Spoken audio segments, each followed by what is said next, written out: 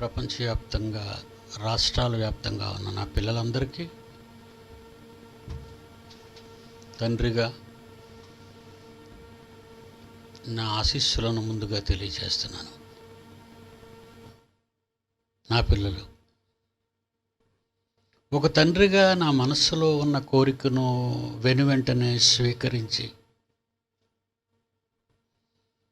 ఇంతటి మహా కార్యక్రమాన్ని ప్రపంచ ప్రజలు ఇళ్లలో ఉండటం అనేది వాళ్ళ శరీర రక్షణ, ఆ వ్యాధి వాళ్ళని సోకకుండా ఉండాలని ప్రభుత్వం వారు ఎన్నో అఫీషియల్స్, నాయకులు కూడా అన్ని దేశాల వాళ్ళు దిగి వచ్చి ప్రజలను కాపాడుకోవాలి అనే ఒక గొప్ప ఆలోచనతో వాళ్ళు కూడా ప్రాణాలకు తెగించి, డాక్టర్స్ కానివ్వండి, ఒక మీడియా వాళ్ళు కానివ్వండి, ప్రభుత్వ ఉద్యోగులు కానివ్వండి, పోలీసులు కానివ్వండి, మిలిటరీ కానివ్వండి, భారతదేశ చరిత్రలోనైనా ప్రపంచ దేశ చరిత్రలోనైనా నాయకులు ప్రజల కొరకు కష్టపడి పనిచేయటం, ప్రాణాపాయమైన బరిలో దిగటం అనేది one and only in the వరల్డ్గా నేను మిమ్మల్ని అప్రిషియేట్ చేస్తున్నాను. ఎవరో అప్రిషియేట్ చేయటం వేరు. నిజంగా అఫీషియల్స్ అందరినీ, నాయకులందరినీ, మరి పోలీసు వర్గాల వారిని, మిలిటరీ వర్గాల వారిని, శానిటరీ వర్గాల వైద్యాంగంలో ఉన్న డాక్టర్లని, నర్సెస్ని, నిజంగా మా ఫ్యామిలీలో ఎవరికైనా కరోనాకు సోకితే అసలు ఫ్యామిలీలో ఉన్నవారు కూడా రోగుల దగ్గరికి రాని పరిస్థితి, శవాలుగా మారిన, కబురు తెలిసిన, భూస్థాపితం గురించి కానీ, మంటల్లో కాల్చడానికి కానీ దరిచేరని శరీర అనుబంధాలు కూడా వదులుకున్నారు చాలామంది ఈరోజు ప్రపంచవ్యాప్తంగా. ఎవరిని ప్రేమిస్తున్నారో, ఈ ప్రేమ అనేది ఈ 60 ఏళ్ళు 70 ఏళ్ళు నాటకం, ఒక వింత నాటకం.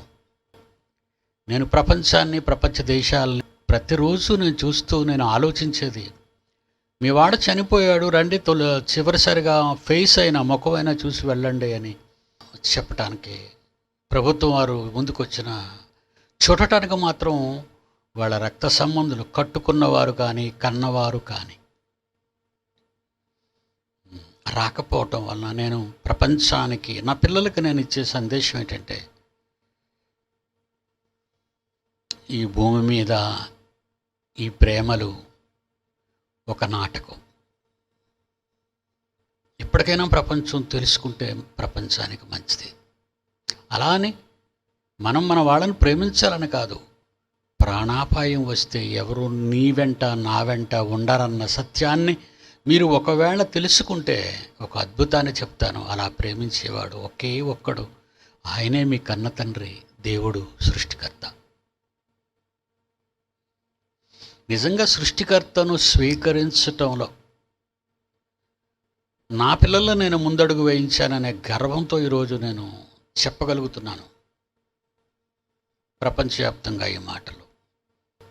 ఇలాంటి సమయంలో ప్రపంచ ప్రజలకు అవసరమైన దేవుని మంచి మాటలు వినిపిద్దాం. వింటారు. ఇప్పుడు తప్పనిసరిగా ఆందోళనలో ఉన్నారు ప్రపంచ ప్రజలు, బాధలలో ఉన్నారు. ఎంతోమంది తమ వారిని పోగొట్టుకొని నిర్జీవులుగా మారిపోయారు. ఎంత డబ్బున్నా వాళ్ళని కాపాడలేదని, ఎంత బలగా ఉన్నా వాళ్ళని కాపాడలేరని, ఎంత అధికారమైన వాళ్ళని ఒడ్డున చేర్చలేదన్న నిజం ప్రపంచ ప్రజలు ఇప్పటికి తెలుసుకోవాలి. అన్నిటికీ మనవారు మనలో వదిలిన ఏ దిక్కు లేని మనకి దేవుడే దిక్కన్న నిజం ఈ కరోనా వ్యాధి ప్రపంచం అంతా వ్యాపించటం వల్ల ఇప్పుడైనా దేవుణ్ణి తెలుసుకోండి. నా పిల్లలు ఈరోజు బड़ा కష్టం అండి. అమెరికా నుంచి ఏదో పిడి సుందరరావు గారికి డబ్బు వచ్చేస్తుంది, ఆ డబ్బును ఖర్చు పెట్టి ఇక్కడ మత ప్రచారం చేస్తున్నాడని అనుకునే వాళ్ళందరికీ చెప్తున్నానండి, వాళ్ళని అభిమానించి, వాళ్ళని ప్రేమించి, దయచేసి మమ్మల్ని అందరూ క్రైస్తవుల్లో మమ్మల్ని కలపకండి. We are separate from the world Christianity because it is a true Christianity. ప్రపంచంలో ఉన్న వాళ్ళంతా క్రిస్టియానిటీ అనే పేరు పెట్టుకున్నారే తప్ప వాళ్ళు దేవుడు చెప్పిన మాటలు అనగా బైబిల్లోని దేనిని గౌరవించని వాళ్ళు. మా తండ్రి మాకు చెప్పిన మాటలు 1600 సంవత్సరాల్లో ముద్రితమైనటువంటి ఈ గొప్ప గ్రంథాన్ని ఈరోజు ప్రపంచ భాషలన్నిటిలోకి ట్రాన్స్లేషన్ చేయించి ప్రపంచ వ్యాప్తంగా Guinness book of world records ప్రతి ఇయరు బైబిలే ఎక్కువగా ప్రజల్లోకి వెళ్ళే పుస్తకం. ఎందుకు చేశాడో మీరు అర్థం చేసుకోండి. దేవుని మనస్సులోని కన్నీటి బాధలు తన పిల్లలైన భూమి మీద ఉన్న ప్రజలందరూ అర్థం చేసుకోవాలని దేవుడు కోరుకుంటున్నాడు.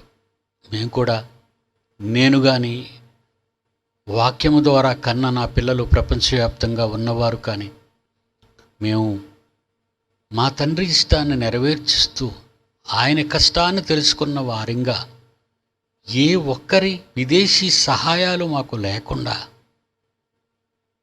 మా కష్టార్జితం, మా అనేకంటే నా పిల్లల కష్టార్జితంతో ఎంత గొప్ప గొప్ప ఎపిసోడ్స్ ప్రసారం చేయగలుగుతున్నారు. అందులో ఎందరో కూలీలు, ఎందరో నెలసరి జీతగాళ్ళు, తక్కువ జీతాలతో ఆ పిల్లలందరూ పంచుకున్నారు. ఏంటో తెలుసా? మీకు సువార్త ప్రకటించే భాగ్యం దేవుడు వాళ్ళకిచ్చాడు. నిజంగా నేను, నా పిల్లలు ఏ దేశంలో ఉన్నా, maybe it is America, Australia, England, Germany, France, Italy, ఏ దేశంలోనైనా మేము ఇలాంటి వాక్యాన్నే చెప్తాం. మరో మతాన్ని కానీ మరొకరి మనోభావాన్ని కానీ దెబ్బతీసే మాటలు మేము మాట్లాడం. మంచి అవకాశం. అందరూ పిల్లలు ఇంటిలో జాగ్రత్తగా ఆ మహమ్మారి బారిన పడకుండా, లేక దేవుని తీర్పులో మీరు దొరకకుండా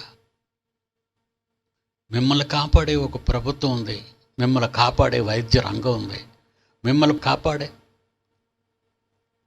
ఎన్నో శానిటరీ డిపార్ట్మెంట్లు ఉన్నాయి, పోలీసు వ్యవస్థ ఉంది. అందరూ వాళ్ళ కుటుంబాలున్నా, వాళ్ళ కుటుంబాలకు వాళ్ళు దక్కినా దక్కకపోయినా మీ మధ్యకు వచ్చి, రోగుల మధ్యకు వచ్చి సేవలు అందించడం. అందులో మృత్యుకిరీటం ఇది భయంకరమైన ప్రపంచ దేశాలను గడగడ వణికిస్తున్న ఇలాంటి ఘోరమైన రోగం మధ్య వాళ్ళ భార్య బిడ్డలను విడిచిపెట్టి హాస్పిటల్కి వచ్చి, నిజంగా ఈరోజు ప్రపంచ దేశాలలో డాక్టర్లు, నర్సులు కూడా చచ్చిపోయారండి. చచ్చిపోయారు. వాళ్ళు వైద్యం నేర్చుకున్నందుకు వాళ్ళకి వైద్యంలో మొట్టమొదటిగా నేర్పించిన పదం కనిపించిన దేవుడే డాక్టర్, వైద్యుడు అని. ఇప్పుడర్రా మీరు వైద్యులు, డాక్టర్లు అని అనుకుంటున్నాను. ఆ పదానికి న్యాయం చేసింది 20వ శతాబ్దంలో వైద్య రంగం. ఇప్పటికీ దీనికి వ్యాక్సిన్ దొరకలేదు, నో మెడిసిన్స్. అందరూ పోయాక దొరికితే ప్రయోజనం ఉంది. కనుక ఇది దేవుని వలన కలిగింది,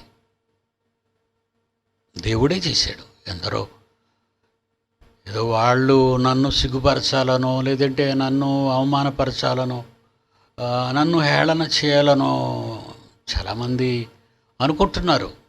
మీరు అలా అనుకోవటం వల్ల మీరు ముప్పు తెచ్చుకుంటున్నారు. వద్దు. నన్ను అనాలని దేవుణ్ణి తప్పు పట్టకండి.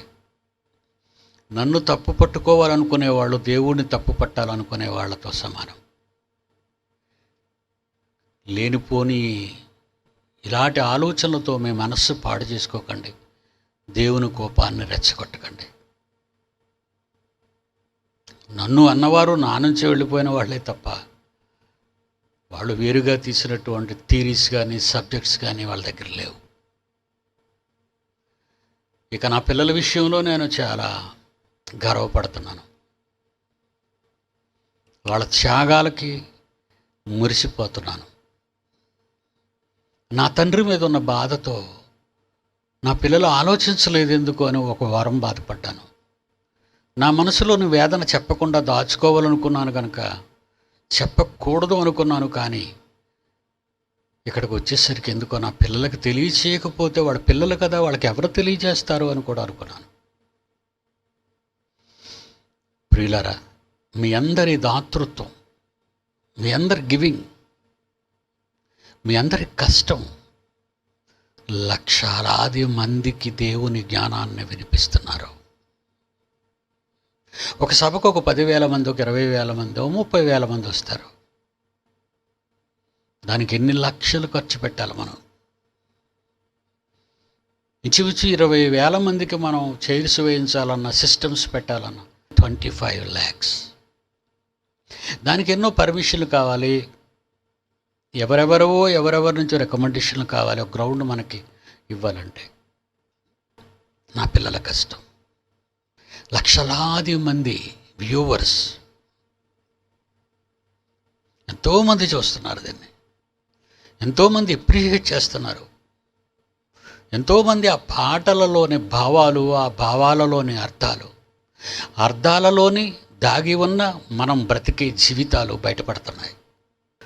రాత్రింబవళ్ళు నిద్రలు మానుకొని సమయం అనక అసమయం అనక స్టూడియోలో కూర్చొని తాను తయారు చేసిన దానికి ఎన్నెన్నో స్వరకల్పనలు చేయటానికి ఎందరో ఆర్టిస్టుల దగ్గరికి వెళ్ళి, అది తమిళనాడా, అది కర్ణాటక అని కూడా చూడకుండా, మరి మీ అన్న జాన్సన్ విక్టర్ ఆయన తపస్సు ఫలితం ఈరోజు ఏ ఒక్కరిని మనం అపార్థం చేసుకోకుండా, ఏ ఒక్కరూ మనల్ని అపార్థం చేసుకోకుండా ఒక చక్కటి పద్ధతిలో ఒక పెద్ద ఫిల్మ్ సింగర్స్తో పాటలు పాడించి, తను కూడా పాడి మ్యూజిక్ కంపోజ్ చేసి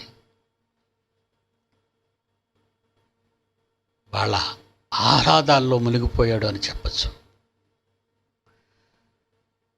ఇప్పుడు మనం ఏదో సినిమాలో చూపించినట్టుగా పలానాడు ప్రొడ్యూసరు, పలానా డైరెక్టరు, పలానా మ్యూజిక్ డైరెక్టర్ అని మనం ఈ ఎపిసోడ్స్లో చూపించటం లేదు. ఎందుకంటే ప్రజల ఆత్మరక్షణ, 60-70 ఏళ్ల ఈ జీవితం కోసం ఎన్ని బాధలు పడుతున్నాం. ఎంతోమంది ఆత్మహత్యలు చేసుకున్నారు. ఎందుకు? ఆ వ్యాధి సోకి నేను చావాలి అని. ఎంత భయంకరమైన దేవుని వెపన్స్ స్టోర్, దేవుని ఆయుధాగారం. దేవునికి ఆయుధాగారం ఉంది, మన ఆయుధాగారం ఉంది. మన దేశంలో రహస్య ప్లేసెస్లో వాటిని ఇది ఎవరికి తెలియకుండా ఉండాలని మన దేశంలో దాన్ని భద్రపరుచుకున్నాం. అక్కడే ఒకవేళ శత్రు దేశాలు యుద్ధానికి వస్తే మన దేశాన్ని, ప్రజల్ని కాపాడడానికి మన సైన్యం 24 గంటలు కాపలా కాస్తూనే ఉంది. ఈరోజు విశాఖపట్నంలో ఉన్నటువంటి ఇంటర్నేషనల్ ఎయిర్పోర్ట్ ఎత్తేయడానికి కారణం ఏంటంటే, ఈరోజు ఇంటర్నేషనల్ ఎయిర్పోర్ట్గా విశాఖపట్నంలో ఉన్నదాన్ని ఎత్తేయడానికి కారణం ఏంటో తెలుసా? అక్కడ నేవీ, ఈస్టర్న్ నేవల్ కమాండ్ దాని పక్కనే ఉంది. ఎన్నో సబ్మెరైన్స్ ఉన్నాయి, ఎన్నో వార్షిప్స్ ఉన్నాయి, ఎన్నో ఫ్లైట్స్ ఉన్నాయి, ఎన్నో ఆయుధాలు ఉన్నాయి, భద్రపరిచాం. ఇక్కడికి ప్రపంచవ్యాప్తంగా ఎంతోమంది దిగుతుంటారు. ఇక్కడ విశాఖపట్నం ఇంటర్నేషనల్ ఎయిర్పోర్ట్లో వాళ్ళు ఫొటోస్ తీసుకున్నా, లేకపోతే వాళ్ళు ఏదైనా విప్పను ఉపయోగించుకొని ఆరాలు తీయటం ఇలా జరుగుతాయనే దీన్ని విజయనగరం జిల్లాలోని భోగాపురంకి ఎయిర్పోర్ట్ మార్చింది. ఇది సెక్యూరిటీ కోసం. మన ఆయుధాగారంలో అనేకమైన వెపన్స్ ఉంటాయి. ఇకపోతే దేవుని ఆయుధాగారం గురించి వింటారా? ఇర్మియా గ్రంథం చూడండి. ఇర్మియా గ్రంథం 50వ అధ్యాయం 25వ వచనం. ఇర్మియా గ్రంథం 50వ అధ్యాయం 25వ వచనం. కల్దీయుల దేశములో ప్రభువును సైన్యములకు అధిపతియునగు యెహోవాకు పని ఉన్నది. ప్రభువునకు సైన్యములకు అధిపతియగు సృష్టికర్త దేవుడు కూడా దళపతి, సైన్యాధికారి, సర్వ సైన్యాధిపతి అంటారు. మన దేశంలో 3 సైన్యాలు: సముద్ర సైన్యం, నేల సైన్యం, ఆకాశ సైన్యం. ఒక్కొక్కళ్ళకి ఈ త్రివిధ దళాలకు ఒక్కొక్క పెద్ద ఆయన ఉంటాడు. ఒక్కొక్క దళానికి ఒక ఆయన పెద్ద ఆయన. ఈ 3 దళాధిపతులకు సర్వాధికారి అయిన ఇండియా దళపతి ఉంటాడు. President of India. యుద్ధం వెళ్ళాలంటే ప్రెసిడెంట్ ఓకే చేయాలి. ఒక చట్టాన్ని కన్ఫర్మ్ చేయాలంటే ప్రెసిడెంట్ సంతకం పెట్టాలి. ఒకరికి ఉరి తీయకుండా ఆపాలంటే ప్రెసిడెంట్ సంతకం పెట్టాలి.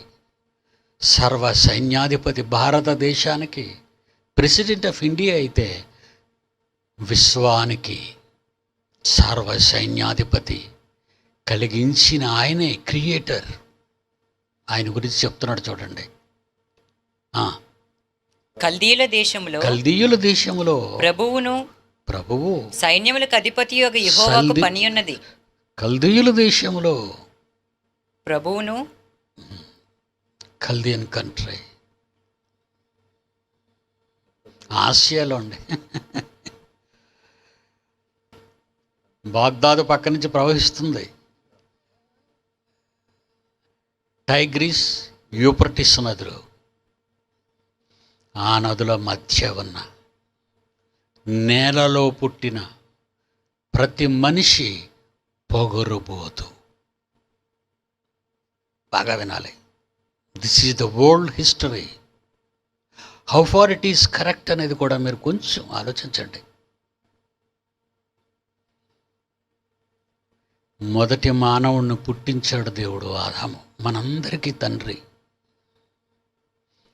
ఈ నదుల ప్రారంభ సంగమం దగ్గరే ఆదాము పుట్టాడు. హ్యూమన్ హిస్టరీ ప్రారంభమైంది ఏదేను. Human history. ఆ ఏదేను వనము నుండి బయలుదేరిన ఒక నది చీలింది. చీలికలున్నాయి. ఒక నది చీలింది. ఆ నది ఒకటి యూఫ్రటీస్, ఒకటి టైగ్రిస్. ఈ 2 నదుల భూభాగమే ప్రపంచాన్ని పరిపాలించే అధినేతలు. మొట్టమొదటివాడు బ్యాబిలోనియన్స్. Babel, Baghdad, Iraq. అక్కడ పుట్టిన వాళ్ళందరూ చూడు, ఇప్పటికీ కూడా అది యుద్ధ భూమి. బాగ్దాద్ గురించి ఎన్నో ప్రసంగాలు చేశాను. గిన్నిస్ బుక్ ఆఫ్ వరల్డ్ రికార్డ్స్కి పంపాను, నోబెల్ కమిటీకి పంపాను. You must understand. చదవండి ఒకసారి బుక్నని. వాళ్ళు ఎందుకు చదువుతారండి? లోకజ్ఞానం నేర్చుకొని ప్రజోపకర సంగతులను చెప్పుకుంటూ, ప్రజల గురించి అని మాట్లాడుకుంటూ, వ్రాయబడిన గ్రంథాల మీద మనసు పెట్టిన ఈ మానవ వ్యవస్థ దేవుని మాటల మీద ఎందుకండి మనసు పెడుతుంది? నాటి నుండి నేటి వరకు అదే దుస్థితి ప్రపంచాన్ని పాలించే నెబుకద్నెజరు ఆ కోటలో నుంచే ప్రపంచాన్ని పరిపాలించాడు. నా తరువాత ఈ ప్రపంచం ఏమైపోద్దని అలా ఆలోచించి వాడే చక్రవర్తిగా, మొదటి ప్రపంచ చక్రవర్తిగా అడవిలోకి జంతువు వలె వెళ్ళిపోయాడు దేవుని శాపంతో. షడ్రకు, మేషకు, అబేద్నెగోను అగ్నిగుండంలో వేయించాడు. తన విగ్రహానికి ఆగిలపడి నమస్కరించని వారిని 7 నరకకుండా హెచ్చించి అందులో పడించేశాడు. అప్పుడే దేవుడు రంగంలోకి దిగాడు. షడ్రకు, మేషకు, అబేద్నెగోలు బయటకు వచ్చారు. వాడు బట్టల వాసన చూడమన్నాడు. పొగ వాసన లేదు, మంట వాసన లేదు. అప్పుడు సాగిలపడ్డాడు. చక్రవర్తి, ప్రపంచ చక్రవర్తి సాగిలపడ్డాడు. కల్దీయుల దేశం అదే. కల్దియన్స్, పరిసర ప్రాంతాలు అవన్నీ. అలా సాగిలపడ్డాడు నెబుకద్నెజరు. నీ దేవుడే నిజమైన దేవుడిని స్వీకరించాడు. బైబిల్లో ఉంది అదంతా. ఆనాటి నుంచి మనకు తెలిసిన చరిత్రలో మరొకడు మిగిలాడు. వాడే సదాం హుస్సేన్. ఒక most dangerous and wanted person. Rowdyism, goondaism, dadagiri, చెడు స్నేహితులతో చేసి చట్టం అతన్ని శిక్షించటానికి జారీ చేసింది. అప్పుడు దేశం నుండి పారిపోయాడు.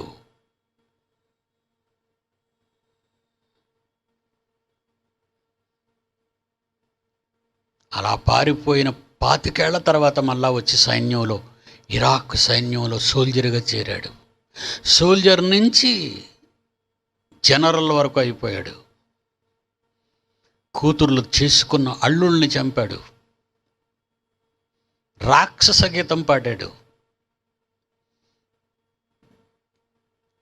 ప్రపంచ దేశాల చేత మట్టు పెట్టబడింది. కుళ్ళిపోయింది ఆ రాజ్యం. ఎప్పటికీ అదొక శ్మశానం.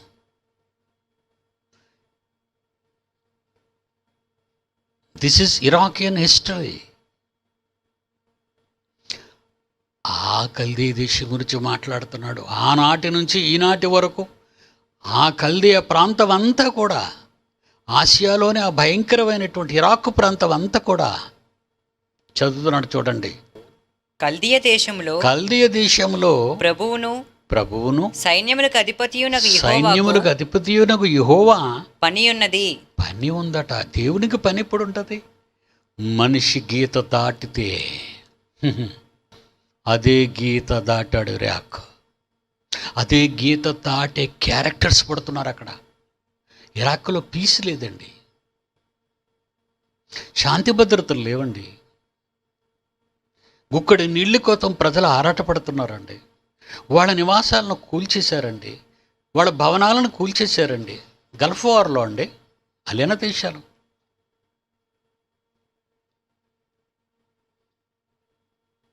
ప్రక్కనున్న నూనె బావి ఎందుకురా నీకు? నీకున్న బావులు సరిపోవా?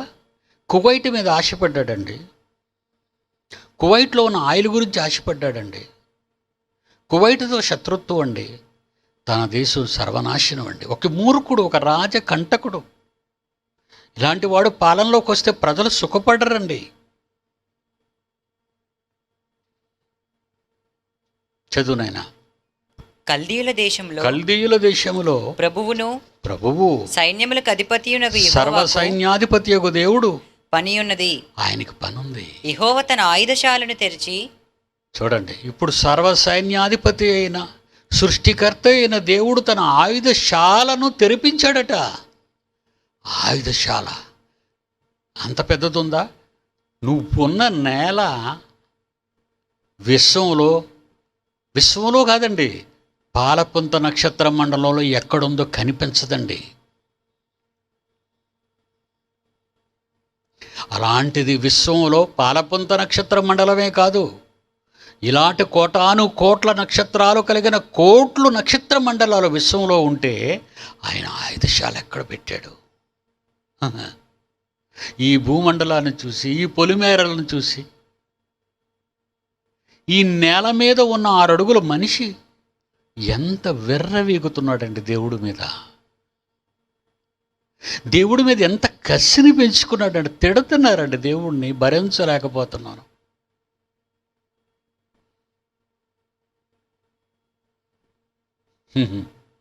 దేవుని పిల్లలారా, నా అంతర్యాన్ని మీరు అర్థం చేసుకోవాలి. తన ఆయుధశాలను తెరిచి, కోపము తీర్చు తన ఆయుధములను, నా కోపాన్ని తీర్చే ఆయుధాలను వెలుపలికి తెచ్చుచున్నాడు. చూడండి, ఒకసారి ఎక్కువగా మనం ఈ నార్త్ కొరియా ఊరేగింపులు, రష్యా ఊరేగింపులు, అలాగే మన ఇండిపెండెన్స్ డేకి మన ఢిల్లీలో మన ఊరేగింపులు, అప్పుడు మన ఆయుధాలని, మన మిలిటరీని, మన ఎయిర్ ఫోర్స్ని, మన నేవీని ఢిల్లీ వీధులు గుండా ఊరేగిస్తుంటారు. రిపబ్లిక్ డే యుద్ధ విన్యాసాలు అంటే మా బలాన్ని ఒకసారి చూడు, మా బలాన్ని ఒకసారి చూడండి. న్యూస్లో ఈ దేశానికింత, వాళ్ళ ఆయుధశాలలో ఉన్న వెపన్స్ ఇన్ని బాంబులు ఉన్నాయి, ఇన్ని ట్యాంకర్స్ ఉన్నాయి, ఇన్ని ఫ్లైట్స్ ఉన్నాయి, ఇన్ని షిప్పులు ఉన్నాయి అని లిస్ట్ ఇస్తుంటారు. భారత ఆయుధాగారంలో మరొక మిజైల్ చేరింది అంటారు, ఏదైనా కొత్తదాన్ని ప్రవేశపెట్టే ముందు మన దేశంలో, అలాగే ప్రపంచ దేశాల్లో. అమ్మ బాబోయ్, వీళ్ళు ఈ వెపన్ కూడా దించేశారా, అయితే మనకు చాలా బాధ. ఈ బ్యాలిస్టిక్ వెపన్స్ ఈ మధ్యన ఈ నార్త్ కొరియన్ అవే చూపిస్తున్నాడు. ఇక్కడ కరోనాతో బాధపడుతుంటే అక్కడ దీపావళి చేస్తున్నాడు ప్రయోగించి. మూడింది మూడింది. ఇవన్నీ చూస్తుంటే దేవుడికి ఎలా ఉంటుంది? ఒరే, నిన్ను నువ్వు కాపాడుకోవడానికే ఇవన్నీ చేసావా? ఇండియా మీద వేసేయడానికేనా? పాకిస్తాన్తో అంటాడు, చైనా పడితే ఉంటాడు, ఇది ఇండియాని కైవసం చేసుకుందామనా? అమెరికా పడితే ఉంటాడు, ఏంటి ఇరాక్ని కైవసం చేసుకుందామనా? ఇరాన్ కైవసం చూసారు. ఒక్కొక్క దేశానికి ఒక్కొక్క దేశం మీద పగండి పగ. ఇవన్నీ చూసిన దేవుడు అవునండి. అప్పుడప్పుడు 2-3 పిల్లలు ఉంటారు, ఒక తండ్రికి తల్లికి. వాళ్ళ ముందు ఆడుకుంటుంటారు, వాళ్ళు కుస్తీలు పట్టుకుంటుంటారు, బాక్సింగ్లు చేసుకుంటుంటారు, కొట్టుకుంటుంటారు. అప్పుడు తండ్రి ఇలాగా బొగ్గమే చేసుకొని ఇలా చూస్తుంటాడు, నవ్వుకుంటాడు. వాళ్ళు కొట్టుకుంటుంటే వాళ్ళు ఆడుకుంటున్నారా కొట్టుకుంటున్నారా? ముందు నవ్వుతూ ప్రారంభించి ఏడుస్తూ ముగించుకుంటారు ఆ ఆటలో. ఎందుకంటే తండ్రి ఇన్వాల్వ్ అవుతాడు కనుక. అప్పుడు చూడు డాడీ అని ఇద్దరు కంప్లైంటే, కొట్టుకున్న వాళ్ళు ఇద్దరు కంప్లైంటే, తండ్రికి తల్లికి. దేవుడు కూడా ప్రపంచ మానవాళి 60-70 ఏళ్ల ఈ జీవితం కోసం ఇన్ని మారణాయుధాలు కనిపెట్టారు. ఇవి అవసరమా?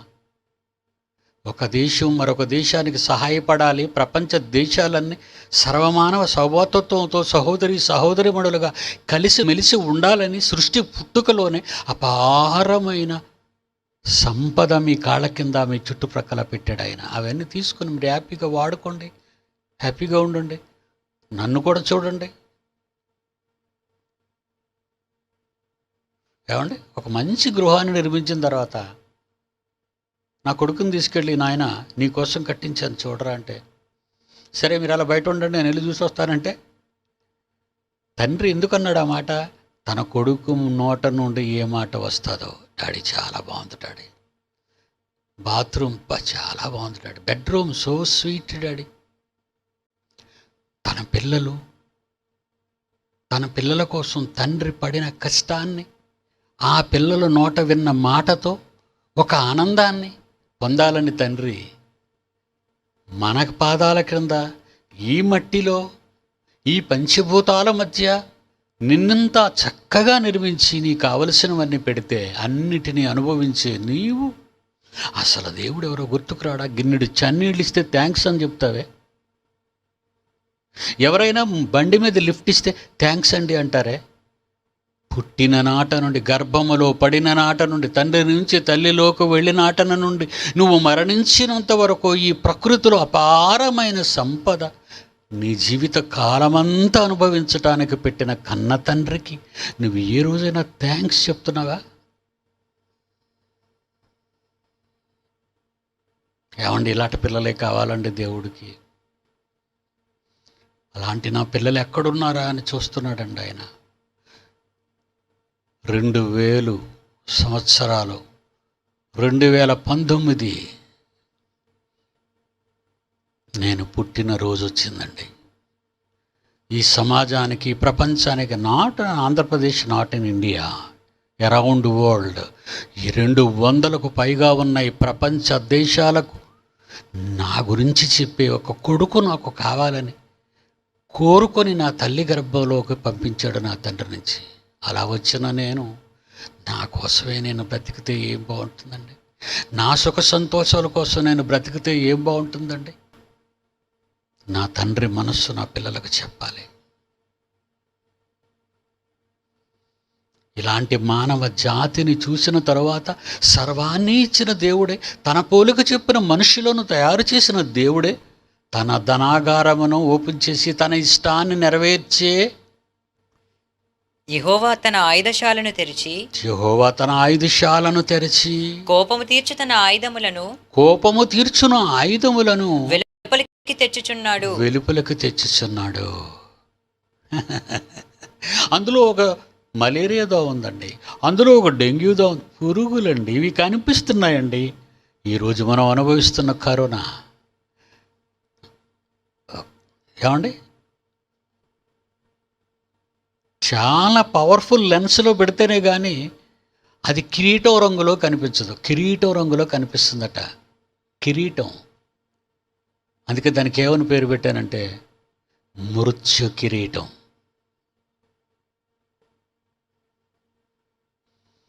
నిన్ను రాజుగా చేయాలనుకున్నాను రా, రాజసింహాసనం మీద కూర్చోబెట్టి రాజ కిరీటం పెట్టాలనుకున్నాను రా, కానీ నీ మీద చావు కిరీటం పెడుతున్నాను.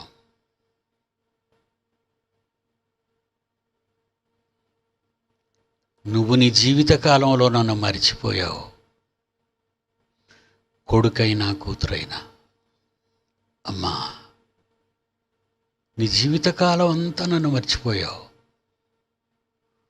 లోకాన్ని జయించి లోకానికి మంచి చేసి మహనీయురాలిగా మహాత్ముడుగా పేరు తెచ్చుకొని దేవుని పక్షాన నిలబడినటువంటి ఒక సైన్యాధిపతిగా నువ్వు ఉండాలని, నిన్ను ఈ ప్రపంచంలో నీ దేశానికి నీ ప్రజలకు సైన్యాధిపతిగా నిర్ణయించాలనుకున్నాను.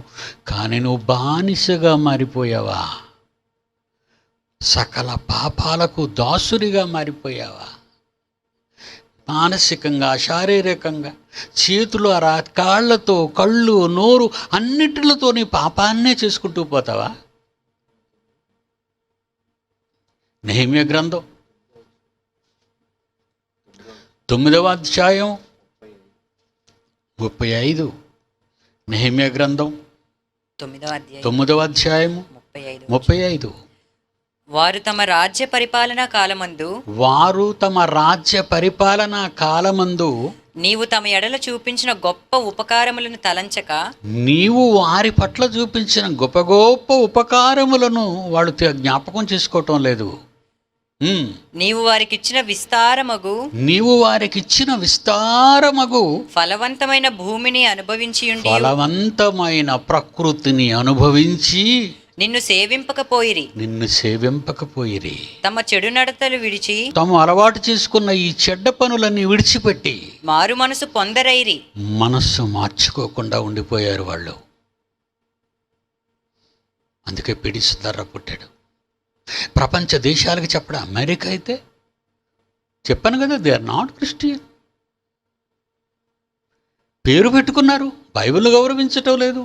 బైబిల్లో దేవుడు చేసిన వాటికి భిన్నంగా జీవితాలను మార్చుకున్నారు వాళ్ళు.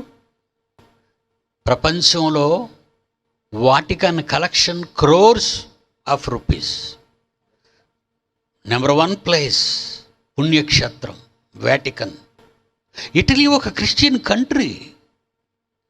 ఏమైపోతుంది ఇటలీ? నెంబర్ 1 ప్లేస్కి వెళ్ళిపోయింది. ఇంకా ఇంకా ఇంకా ఇంకా అబౌట్ 12 lakhs ఉన్నారు టోటల్గా అరౌండ్ ది వరల్డ్ ఈ వ్యాధి సోకిన వాళ్ళు. 12 లక్షల పైన ఈ వేళకి. ఇంకా ఎక్కువైపోతుంది. దీనికి ఇంకా వ్యాక్సిన్ లేదు, నో మెడిసిన్. ఒకటే దారి, పిడి సుందర్రావు చెప్పే దారి. ఎప్పటికైనా ప్రపంచ ప్రజలు తమ పాపాలను ఒప్పుకొని మిమ్ములు కన్న మీ తండ్రి, ఆ తండ్రికి మొరపెట్టండి. దేశాల మధ్య పగలు రగిల్చి, దేశాల మధ్య జాతి భేదాలు సృష్టించి, దేశాల మధ్య ప్రాంతీయ తత్వాలను రెచ్చగొట్టి, కులాలు పిచ్చి పట్టించి చంపుతున్నారు కదర్రా మతస్థులు, మత పెద్దలు. వద్దండి వద్దండి దయచేసి.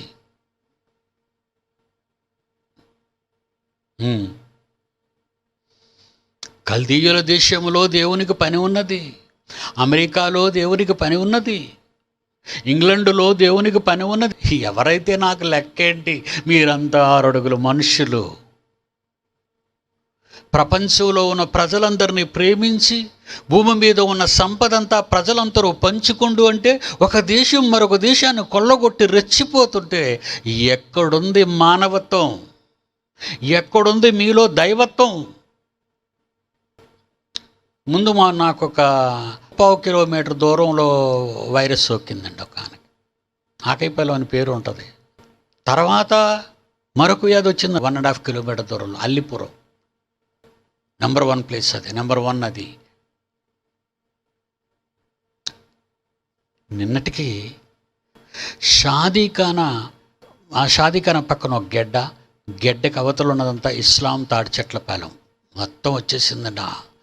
Up to railway station corona మొత్తం రెడ్ జోన్గా ప్రకటించేశారు. అప్పుడు నాకు ఒక వాక్యం గుర్తొచ్చింది, మీకు చెప్తాను. నన్ను ఉత్తేజపరిచే నా తండ్రి మాట, నన్ను బలపరిచే నా తండ్రి మాట. కీర్తన 91:7. కీర్తన 91:7. నీ ప్రక్కన 1000 మంది పడినను, నీ ప్రక్కన 1000 మంది పడినను, నీ కుడి పక్కన 10,000 మంది నీ కూలినను. కుడి ప్రక్కన, ఎడం ప్రక్క 1000 మంది పడ్డారు. పడ్డడం అంటే ఏంటి? చచ్చిపోయారు. పడిపోవడం అంటే తన్నుకొని పడిపోవడం కాదు, మందు ఎక్కువై పడిపోవడం కాదు, పాపాలు ఎక్కువై. నీ ఎడమ ప్రక్కన 1000 మంది పడినను, నీ కుడి ప్రక్కన 10,000 మంది పడినను, అపాయము నీ యొద్దకు రాదు. అపాయము నీ యొద్దకు రాదు. నన్ను కాపాడే నా తండ్రి. బైబిల్లో నా పక్కనే వచ్చింది అనగానే ఈ వాక్యం గుర్తొచ్చింది.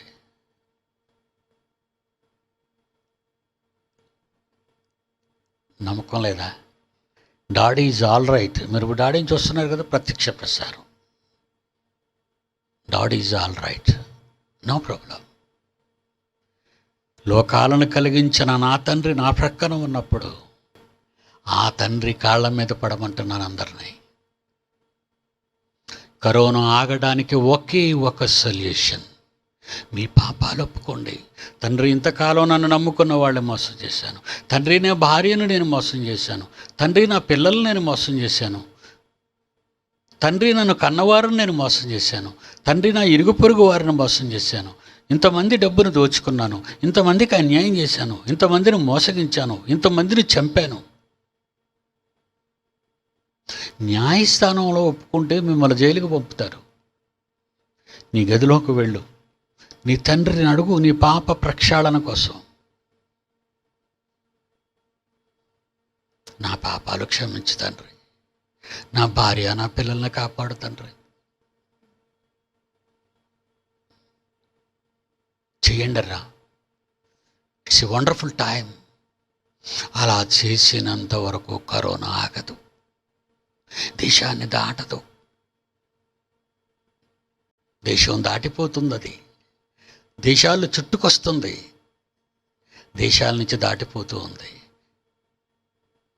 ఏమంటున్నాడు? కల్దీ దేశంలో, కల్దీయుల దేశంలో ప్రభువును సైన్యములకు అధిపతియగు యెహోవాకు పని ఉన్నది. కన్న తండ్రికి పన, భూమి మీద పన, మనుషుల మధ్య పన.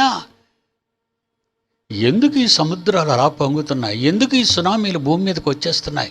ఎందుకు ఈ కారులన్నీ పడవల్లా తేలిపోతున్నాయి? ఎందుకు ఈ మనుషులంతా అలా పడిపోతున్నారు? ఏదో తెగులు వచ్చింది అంటున్నావే కానీ ఎందుకు తెగులు వచ్చిందో ఆలోచిస్తావా? తుఫాను వచ్చింది అంటున్నావు, ఎందుకు తుఫాను వచ్చిందో ఆలోచించావా? భూకంపం వచ్చింది అంటున్నావు, ఎందుకు భూకంపం వచ్చిందో తెలుసా? ఇవన్నీ ఇచ్చాడు.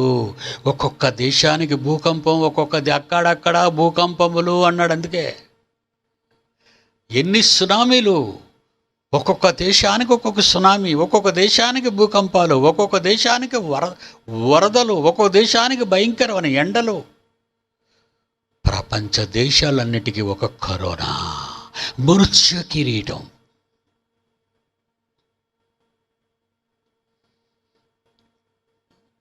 దేవుని పిల్లలారా, I love you very much. ముందు నా పిల్లల్ని నేను చాలా ప్రేమిస్తున్నాను.